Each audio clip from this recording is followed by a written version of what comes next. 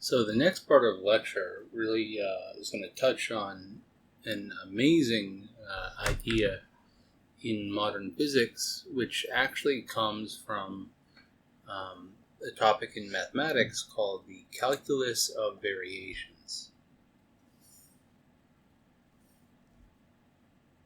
So many of the ideas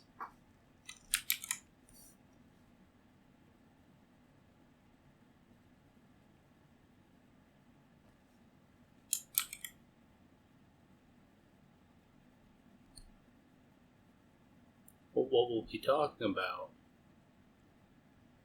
Lagrangian mechanics, Hamiltonian mechanics, and the principle of stationary action.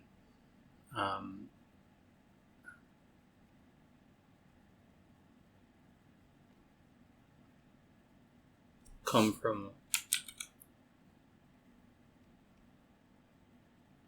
a field of mathematics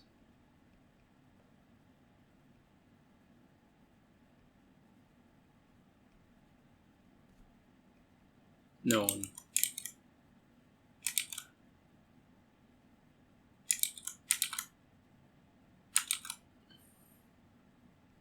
as the calculus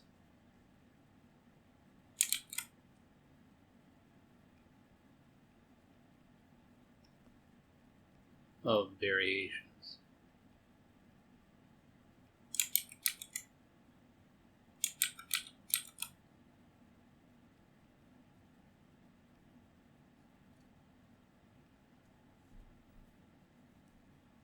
And a great book on calculus of variations is by the authors, the Russian mathematicians Gelfand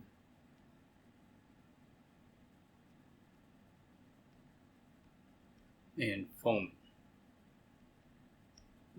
Their book is called Calculus of Variations, and it really gives you a very solid understanding of what you need to understand to really understand what's going on here. And I won't be getting into this calculus of variations too much, but the main idea here is that any mechanical system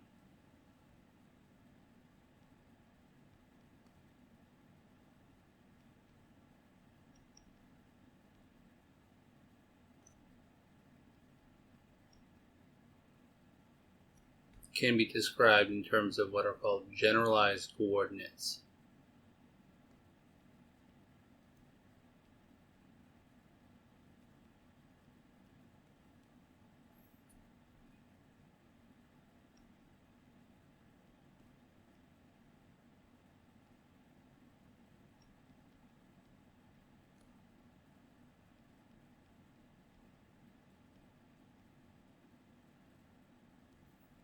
And typically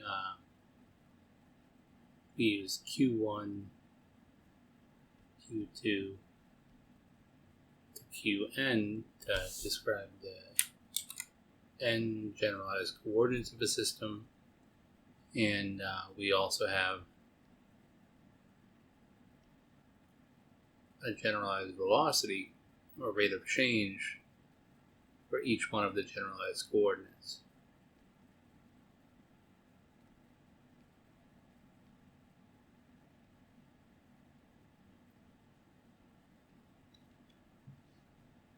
And we define the following function. It's called the Lagrangian function, which in general depends on Q1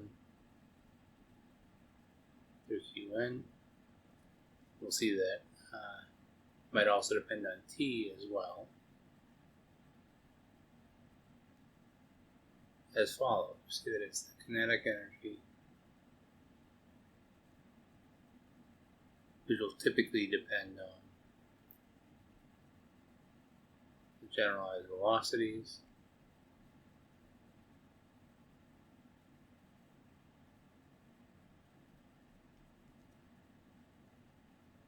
and the potential energy function, which will generally depend on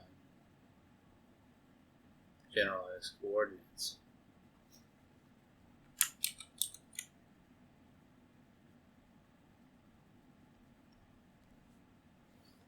and we'll see that this isn't the only way of writing a Lagrangian, but typically this is the first way that you see the Lagrangian written down. This function is a function of the coordinates and the velocities of the Lagrangian.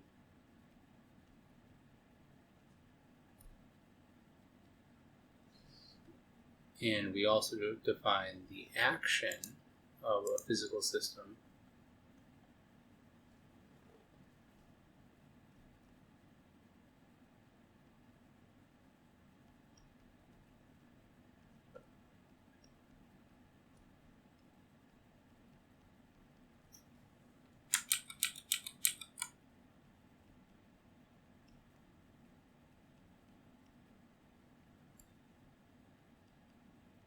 is defined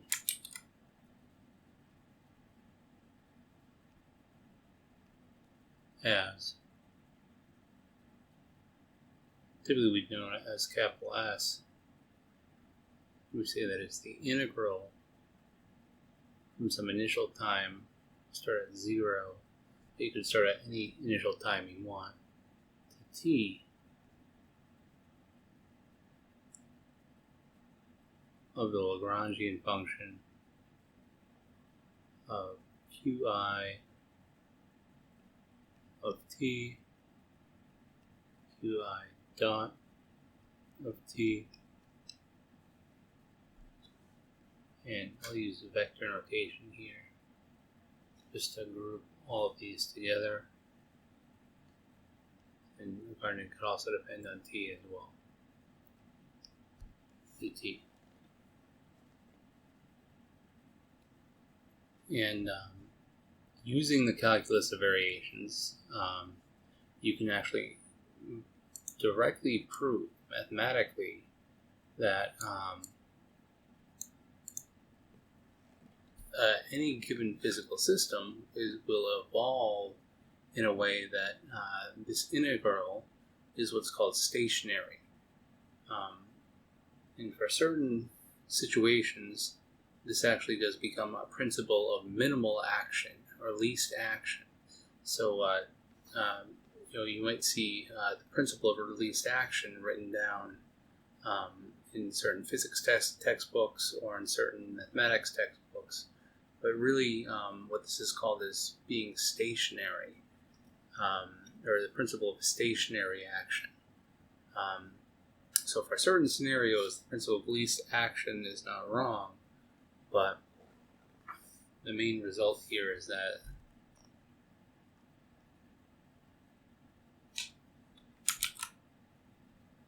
the physical system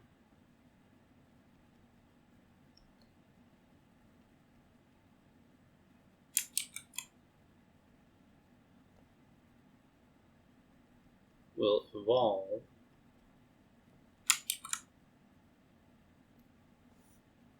so that the above integral is stationary. This has a very precise mathematical meaning. It's almost similar to saying the first derivative of the action integral is equal to 0. And it is a condition in the calculus of variations called the Oil of Lagrange Equations. Oops, and I just realized that I have a little typo here. The Lagrangian depends both on the generalized coordinates and on the generalized velocities as well.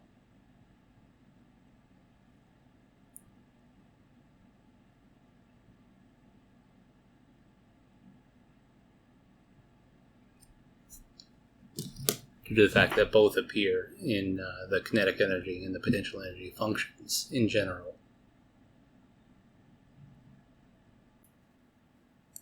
And so a necessary condition for stationarity, for the action integral to be stationary,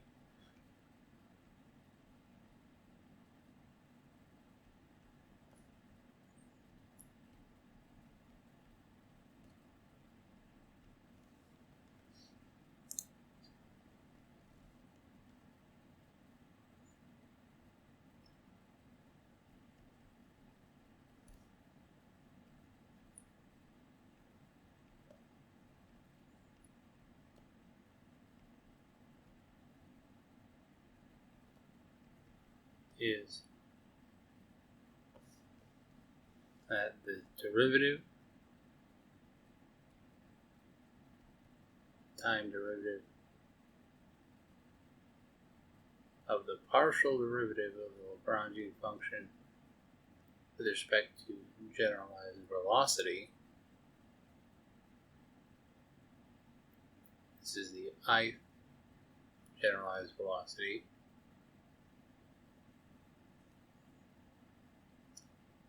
minus the partial derivative of the Lagrangian with respect to the ith generalized coordinate is equal to 0. This is for I from 1 to n. So for each one of the generalized coordinates. And showing this takes a little bit of work, which is why I really recommend either taking the calculus of variations course or taking the classical mechanics course, but you'll really get the full picture in a calculus of variations course. But the idea here is that this is a system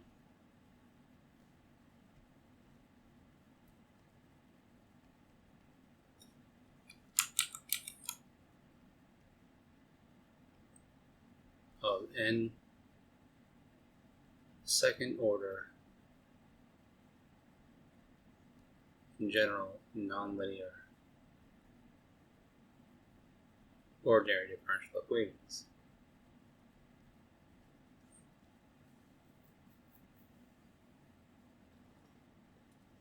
And the idea is that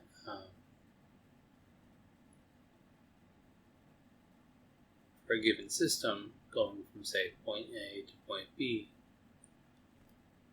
right, we can have a wide variety of ways of going from point A to point B. But what this is saying, and what the basic principle behind Lagrangian mechanics is saying, is that a given system will evolve along the path that in some sense optimizes the action along the path.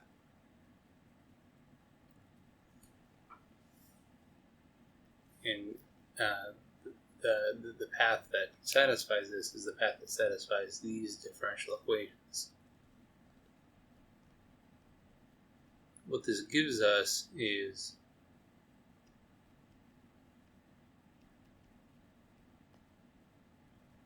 a more general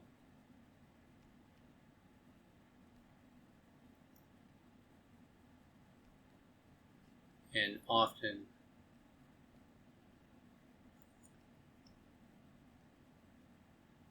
faster method for deriving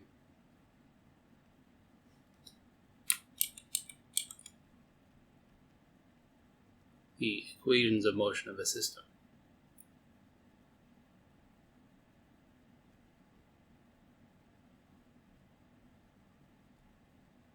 And it really does a lot more than that.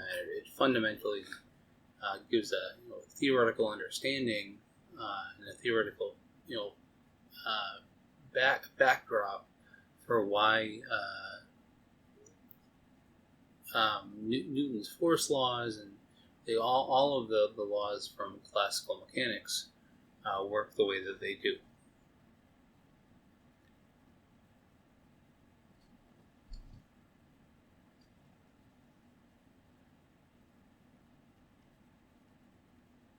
So I'll start by exhibiting this with an example. I consider the pendulum,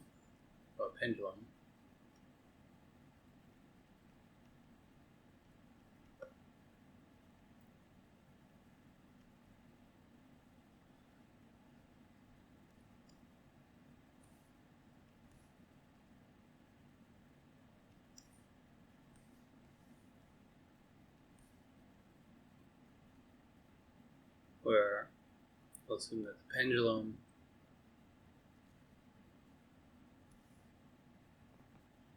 is fixed at some point on the y-axis.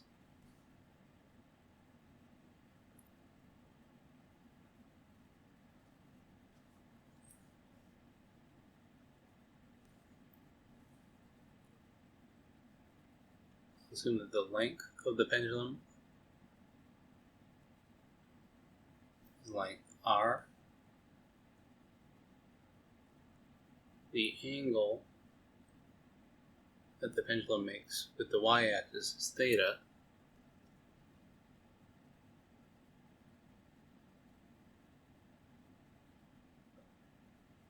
Assume that the pendulum has mass m, and that it's a fixed pendulum, so it's a fixed rod here.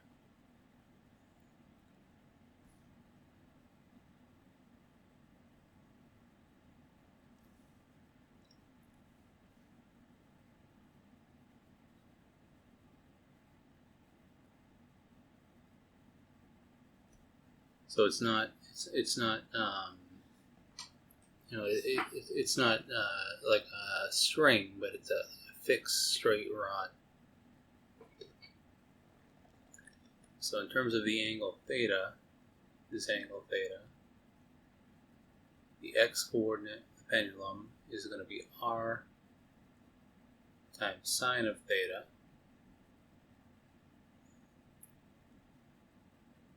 The y-coordinate of the pendulum will be r times cosine of theta.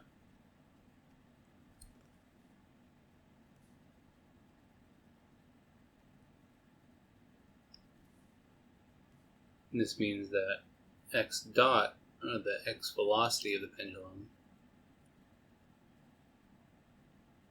will be r times cosine of theta times theta dot in the chain rule.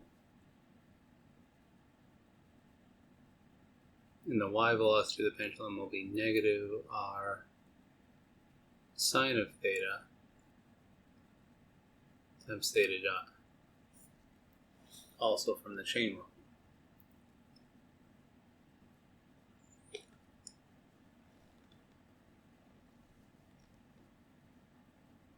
And the potential energy of the pendulum will be, we'll call it, well, if the pendulum has radius r, well, the zero potential energy right here.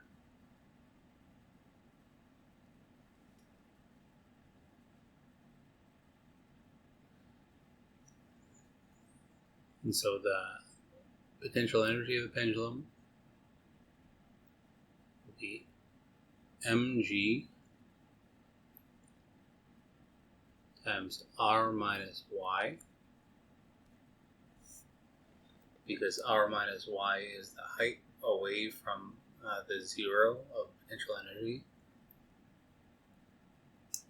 And the kinetic energy of the pendulum is always 1/2 its mass times the velocity, magnitude of the velocity vector squared.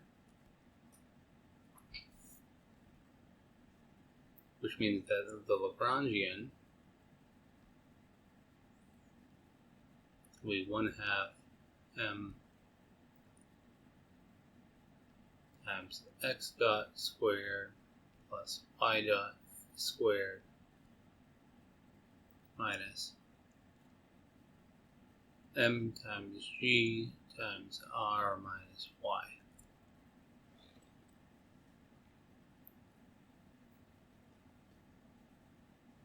And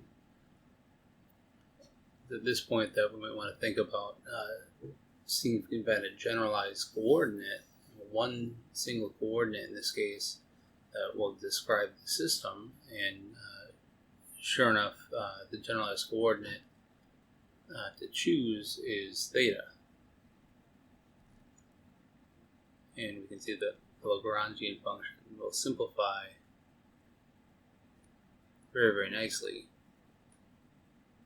when we plug in x dot and y dot in terms of theta. You get that x dot squared will be r cosine of theta times theta dot squared plus negative r sine of theta times theta dot squared minus m times g times r minus r cosine of theta.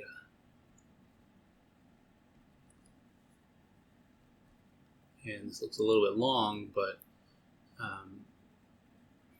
you see here when you square this and square this, it's going to simplify. You can factor out 1/2 m times r squared times theta dot squared, and you'll be left with cosine squared of theta plus sine squared of theta, which is 1.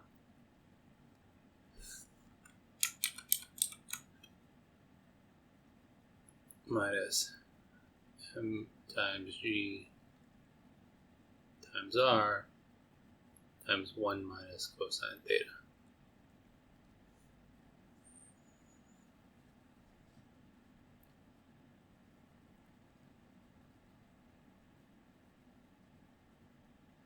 So if we go through and we compute the partial derivative of the Lagrangian with respect to the generalized velocity, this ends up being m times r squared times theta dot, partial derivative of the Lagrangian with respect to theta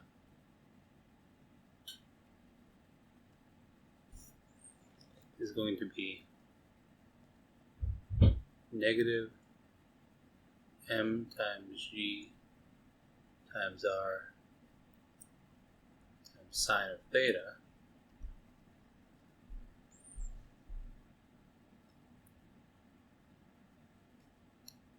and so plugging into the formula from before,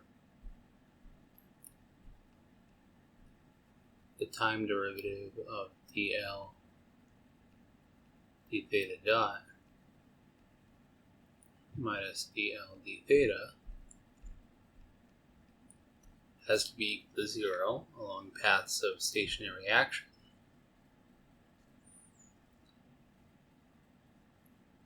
And this ends up becoming m times r squared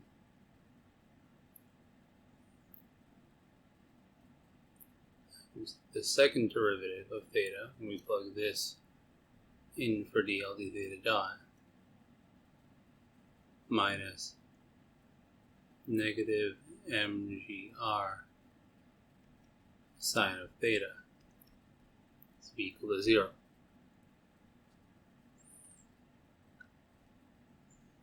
Which simplifies to the second order differential equation for theta, theta double dot, plus g over r times sine of theta has to be equal to 0.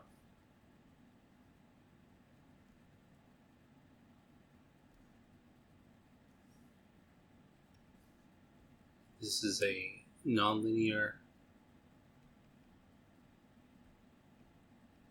second order ODE, also known as the classical pendulum equation, the nonlinear pendulum equation, that gives the motion of the pendulum and a very, very concise derivation of this expression. Now, alternatively, you can go through and apply Newton's laws of Newton's second law using the notations that we've kind of introduced here, and you'll get the exact same result, albeit it might be a little bit longer to derive this differential equation.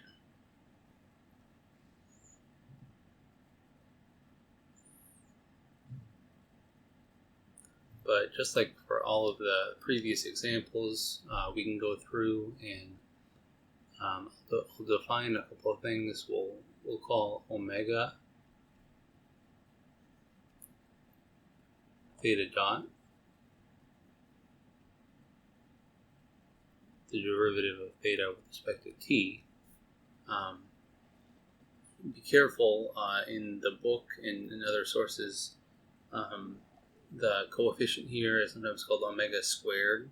So there's sometimes omega is used for different things in different scenarios. But I like using omega as the angular velocity or angular speed, so the rate of change in angle with respect to time. So this is the notation that we'll be using in the following notes. But if you consider xi, the vector xi equal to theta omega,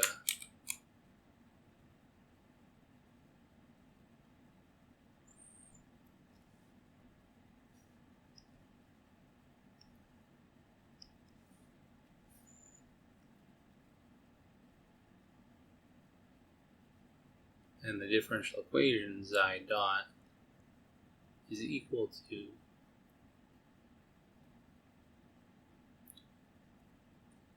theta dot omega dot is equal to omega, and then theta omega dot is going to be equal to this, which is the same thing as negative g over r sine of theta.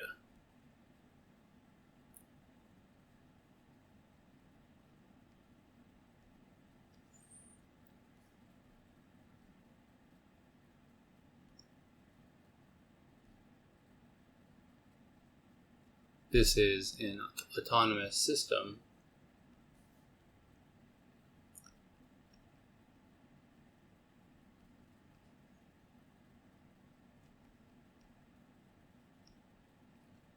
of two nonlinear first order ordinary differential equations.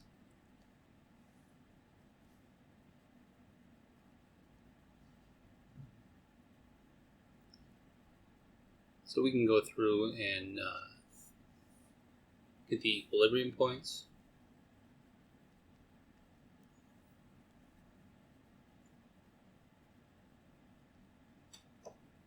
This is going to be equilibrium points when omega is equal to 0 and negative g over r sine of theta is equal to 0. And we're seeing here that we have infinitely many equilibrium points because this is equal to 0 when theta is equal to 0, or plus or minus pi, plus or minus 2 pi, and so on and so forth.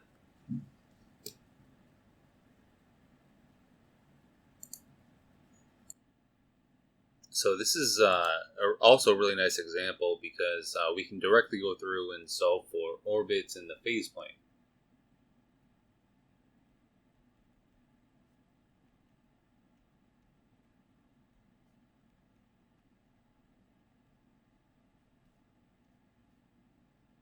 And just like before, we're going to look at what the derivative of w with respect to theta is in the phase plane. And when theta dot is non-zero and omega and theta are nice enough functions, this will be omega dot divided by theta dot from the implicit function theorem, which is going to be negative g over r sine of theta divided by omega, which is a separable ODE. Specifically, when we go through and solve it, we get the integral of omega d omega is equal to the integral of negative g over r sine of theta d theta. This is integrating both sides with respect to theta. And this gives us omega squared over 2 is equal to g over r. The integral of negative sine theta is cosine theta, plus some constant c.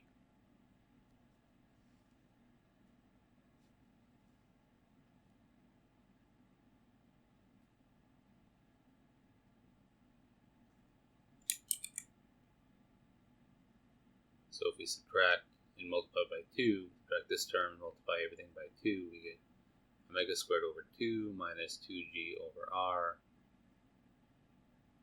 times cosine of theta is equal to some constant d.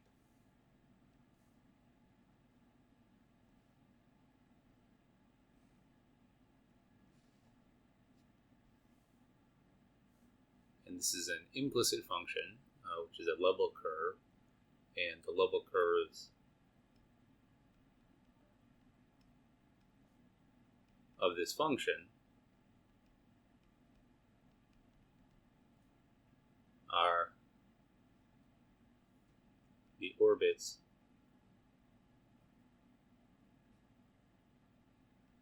in the theta or omega theta plane. And if we take a look at what these orbits look like in the phase plane for different values of d, you see that all of the critical points that we found, 0, pi, negative pi, 2 pi, negative 2 pi, and every other value that we found, there's infinitely many critical points. We see that we have those critical points. One, this is at 0, this is at pi, this is at 2 pi, this is at negative pi, negative 2 pi. So each one of these values is a valid critical point. And you see that the solution is rotating around these critical points unless we're outside of the separatrix, which is the actually when d is equal to g over r. So it's this green curve right here where the solution just continues on ad infinitum. So up and down, up and down, up and down. So this is really neat. And if we change the value of d, you can see that right when d is equal to g over r, you get this characteristic switch.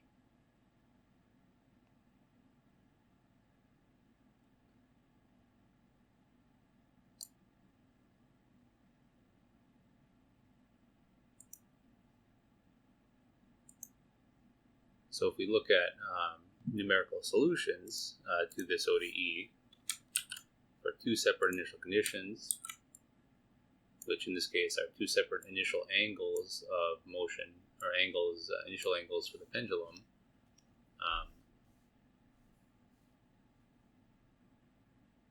This is at 3 pi over 4, and this is at pi over 4. We see exactly what we might expect, that if you pull the initial angle to a larger value of theta, the pendulum is going to swing, take longer to swing back and forth than if you pull it to the initial angle of a smaller angle, the pi over 4. And you also get this interesting dependence of the velocity as well for each individual case here. So it's always nice when you can go through and get an exact expression for these level curves, because it allows you to plot out the exact solution along with the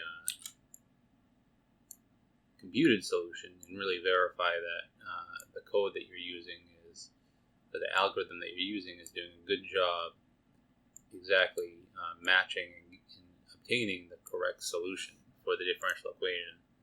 So here we see a plotted curve of the exact solution and on top of that we plot the numerical solution, and you see very clearly that this is exactly what we're seeing. So for the pendulum, right, when we get very, very close to any one of these stable critical points, saying for even values, so 0 pi, 2 pi, negative 2 pi, these equilibrium points that we found before are stable, and for odd values times pi, the critical point looks like it's unstable. And this makes a lot of sense because for small angles, when theta is very small, we expect that when theta is small enough,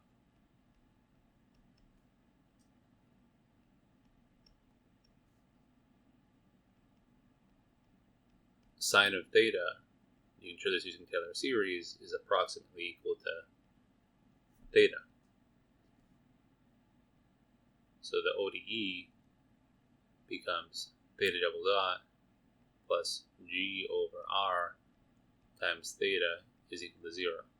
This is the approximate ODE, the solutions of which are going to have circles for their curves in phase space. If you go through and solve for this system right here, this linear system, this is exactly what we're seeing.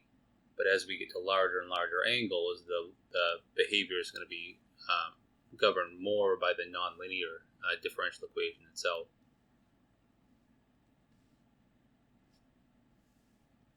So if your velocity, initial velocity, is large enough, this is essentially saying that the pendulum will just keep rotating around in the absence of friction. Right? If your initial velocity is large enough,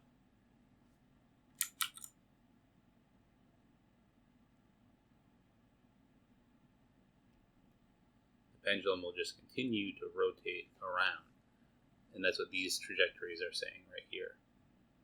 Right? If the initial angular speed is large enough, the trajectory of the pendulum just continues to oscillate around in a circle. This is in the absence of friction, remember.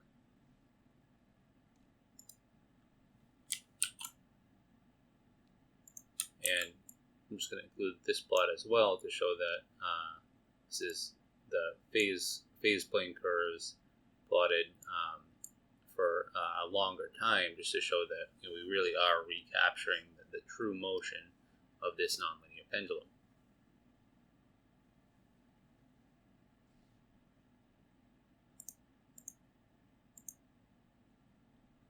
Which is very cool.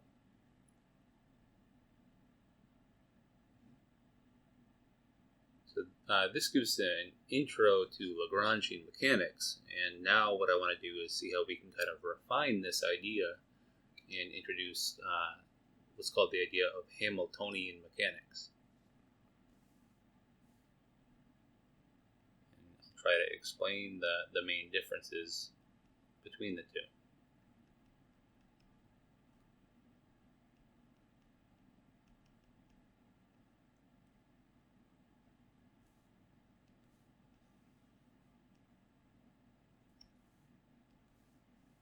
So note that in the previous example,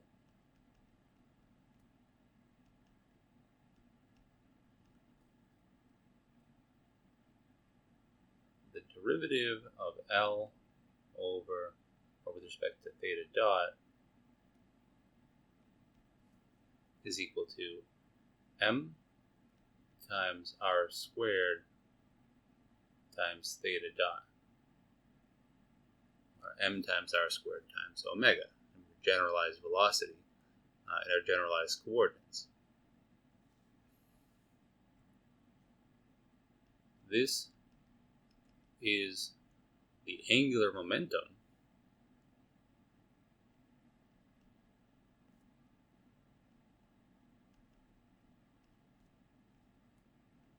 of a point particle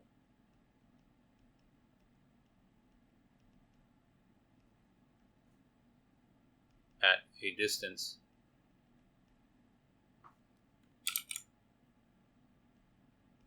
r from the rotation.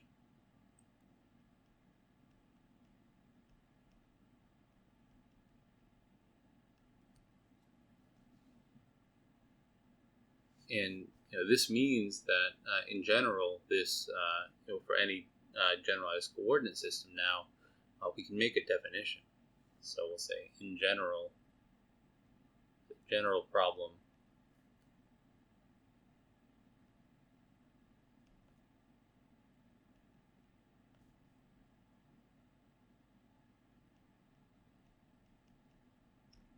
for a mechanical system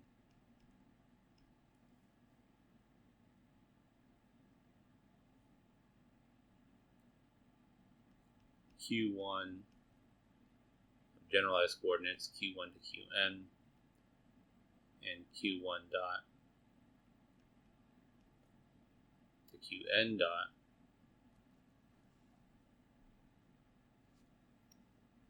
we can introduce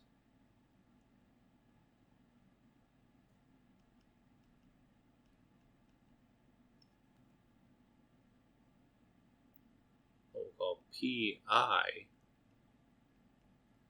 as a symbol for the derivative of the Lagrangian with respect to Qi dot.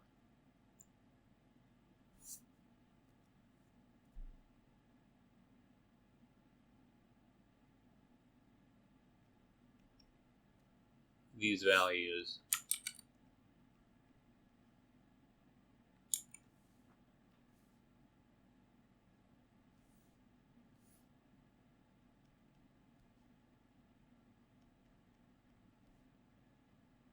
are called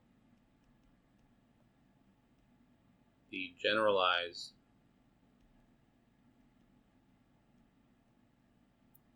momenta or momentum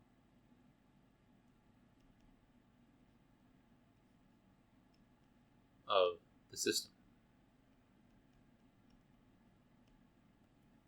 And we can clearly see that that's what we're getting from the previous example, which is why this term is used. But what's really nice is that we can reformulate this system from Lagrangian mechanics. The system that we get is a system of n second order nonlinear ODEs. We can reform this system in a very, very nice way.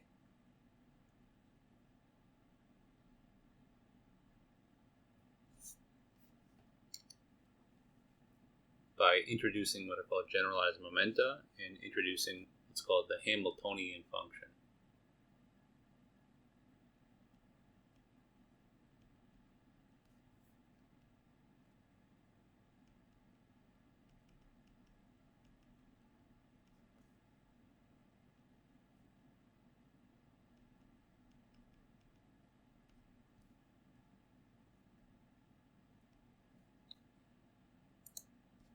So we define this Hamiltonian function as follows. We see that the Hamiltonian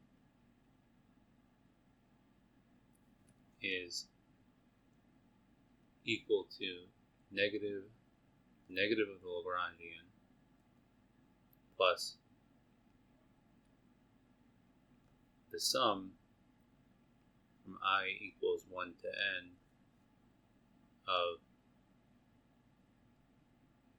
Qi dot times Pi. So all of the sum of all of the generalized velocities multiplied by the generalized momenta.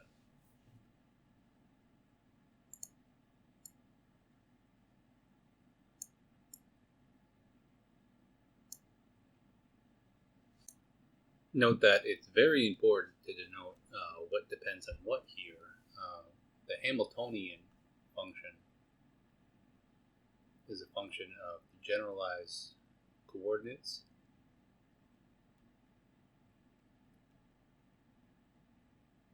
and we express it in terms of the generalized momenta.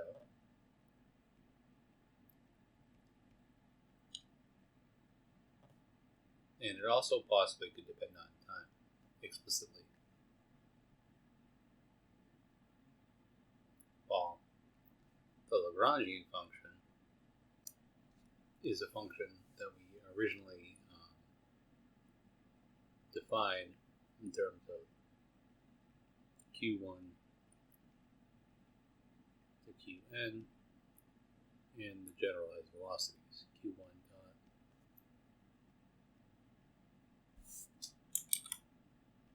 qn dot.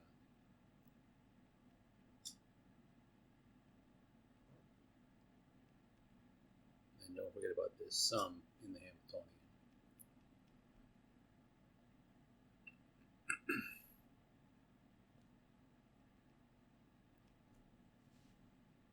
And note that in general, right, when you define, so for like this example, say, we think of this is the definition of our generalized momentum for this problem, which is the angular momentum. You can always solve for the generalized velocities in terms of the generalized momenta. In this case, theta dot is going to be equal to P over mr squared. It's not always this straightforward, but the idea here is that this should be possible using our definitions of the generalized momenta as the derivative of the Lagrangian with respect to all of the generalized velocities.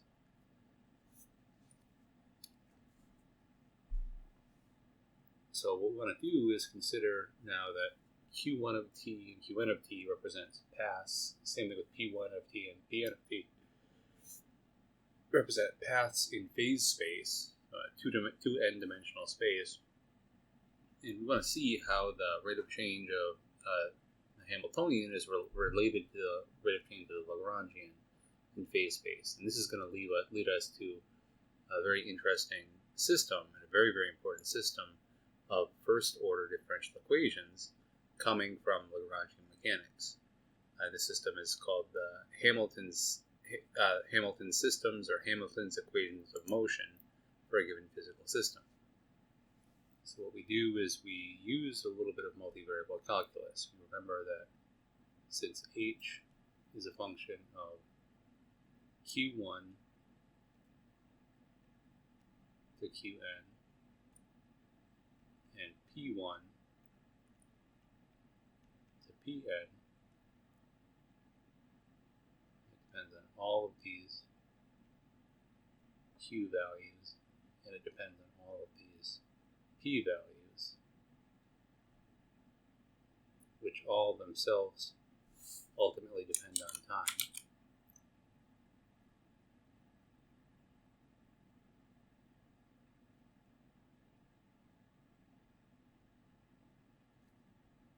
And the Hamiltonian could also explicitly depend on time as well. I want to include this because this is important for many physical problems. And by the multivariable chain rule from multivariable calculus, the total derivative of h with respect to t is going to be the partial derivative of h with respect to t plus the summation from I equals 1 to n of the partial derivative of h with respect to qi times qi dot plus the partial derivative of h with respect to pi times pi dot. And this is just the chain rule applied to this, taking the derivative of this chain of dependencies. Likewise, we have a similar picture for L. Lagrangian depends on q1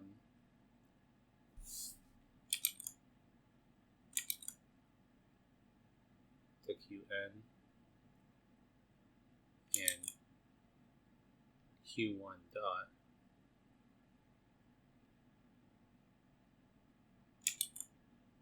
to qn dot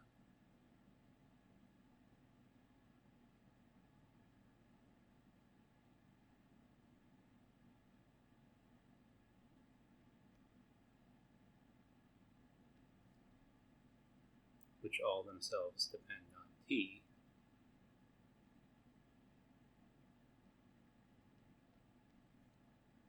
The Lagrangian also could depend explicitly on t. So the derivative of the Lagrangian with respect to time, the total derivative of the Lagrangian with respect to time, will be dl dt plus the summation from I equals 1 to n of dl dqi times qi dot plus dl dqi dot times qi double dot.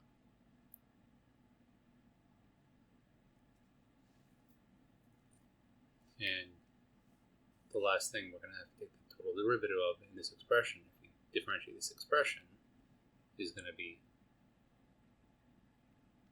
the total derivative of the summation from I equals 1 to n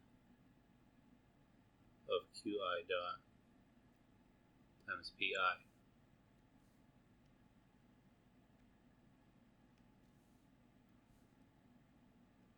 Which by the product rule applied n times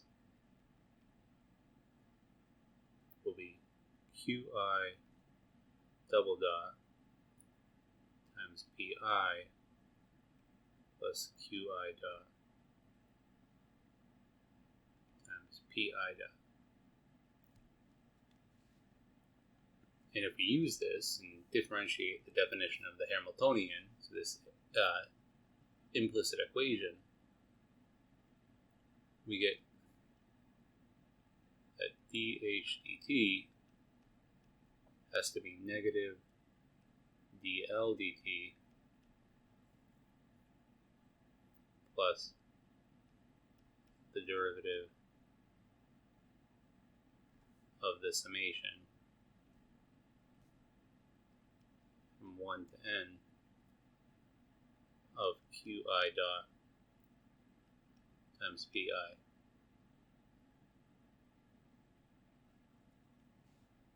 So using our calculations from the multivariable chain rule in calculus, we have this summation right here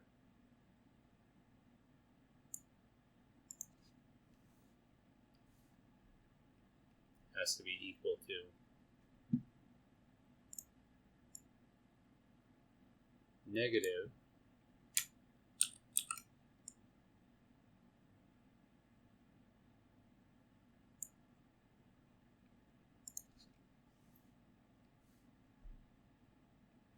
the derivative of the Lagrangian with respect to time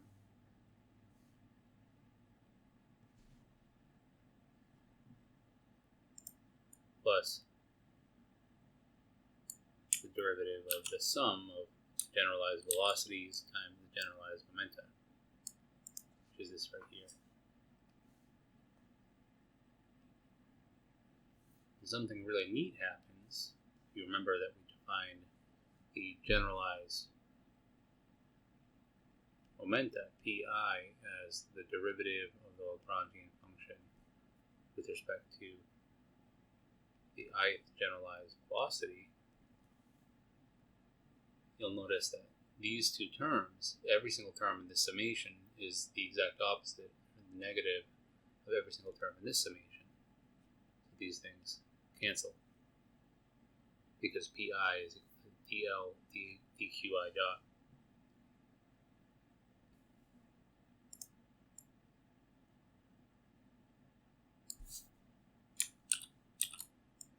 And so our equation relating the derivatives of the Hamiltonian and the Lagrangian is that this is going to be equal to negative dl dt plus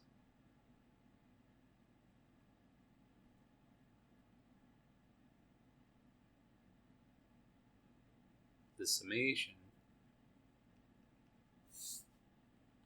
from I equals 1 to n of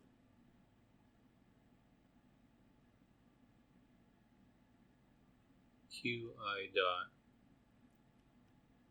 pi dot minus dl dqi times qi dot.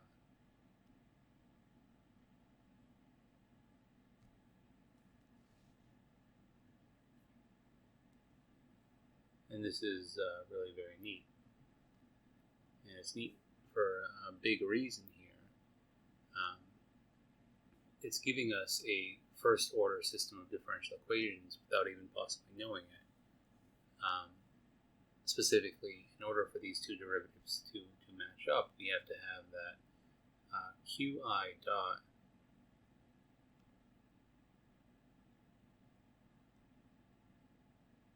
is equal to dh dpi, or this right here has to be equal to this right here. So qi dot has to be equal to the derivative of h with respect to pi. We're getting that the derivative of h with respect to qi has to be equal to negative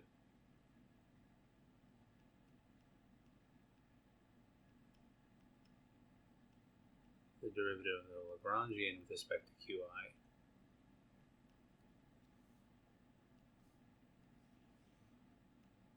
And lastly, if these two things are satisfied, then the derivative of h with respect to t, the explicit dependence of the Hamiltonian with respect to time, has to be equal to negative the explicit dependence of the Lagrangian with respect to time.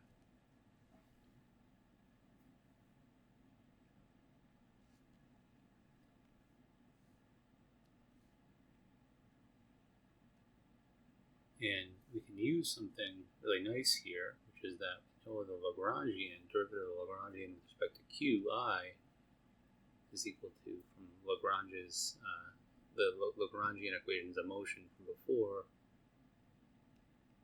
the time derivative of the derivative of L with respect to qi dot, which will be negative p dot, pi dot.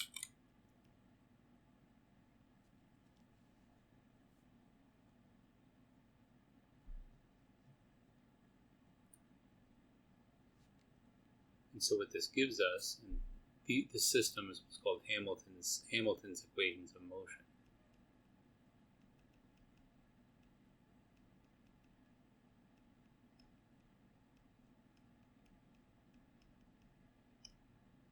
So any physical system that is going to be described in terms of these generalized coordinates is going to satisfy this system of differential equations, along with the auxiliary condition that the rate of change of the Hamiltonian with respect to time, partial derivative, is negative the rate of change of the Lagrangian with respect to time in terms of partial derivative. So this is a first order system because you can take qi dot is equal to dh dpi, and then pi dot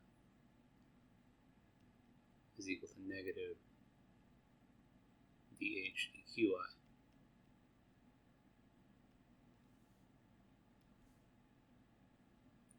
So here we have a system of 2 times n first order ODEs that govern the motion of the system. This is why those systems of first order ODEs are important, because essentially anything, any mechanical system that you want to describe has a system of ODEs that governs its motion. And it's exactly this system of equations. To be specific here, I really want to show that the xi here is Q1 to Qn and P1 to Pn's. These are dependent variables, and they're dependent on time t.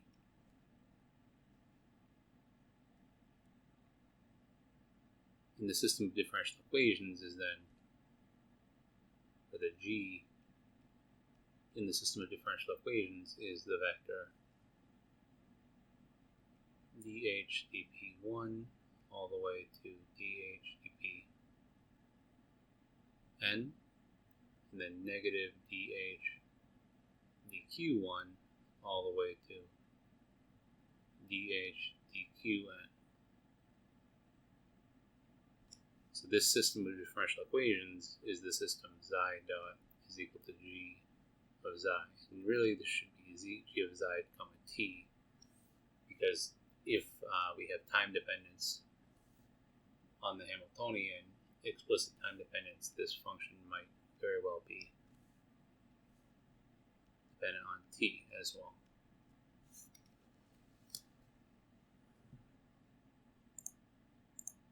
So good. Let's see this in action in an example.